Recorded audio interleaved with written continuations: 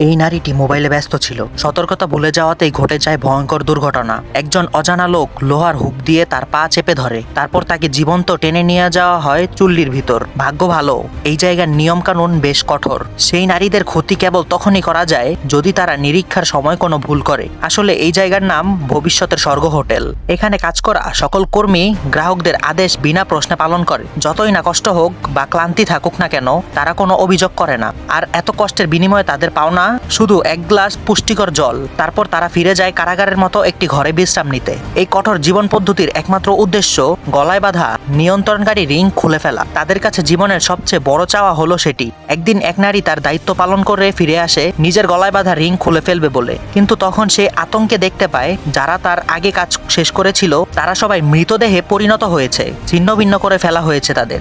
ভয়ে তার প্রাণ বের হওয়ার মতো অবস্থা। তবুও সে সাহস করে অস্ত্রোপচারের টেবিলে বসে পড়ে, মাথায় একটি হেলমেট পরে নেয়। পরের সেকেন্ডেই ঘাট থেকে রিং খুলে ফেলার পর তার শরীর একেবারে নিস্তেজ হয়ে পড়ে। তারপর লোহার হুক দিয়ে তার পা বেঁধে ফেলা হয় আর তাকে ধীরে ধীরে নিয়ে যাওয়া হয় পূর্ণ ব্যবহার কেন্দ্রে। আসলে তারা কেউই মানুষ ছিল না, তারা ছিল এক ধরনের সার্ভিস রোবট। এক নির্দিষ্ট সময় পেরিয়ে গেলে তাদের পুরোনায় গলিয়ে তৈরি করা হয় আবার নতুন করে। এভাবেই এক অমানবিক পূর্ণ ব্যবহার চক্র চলতে থাকে।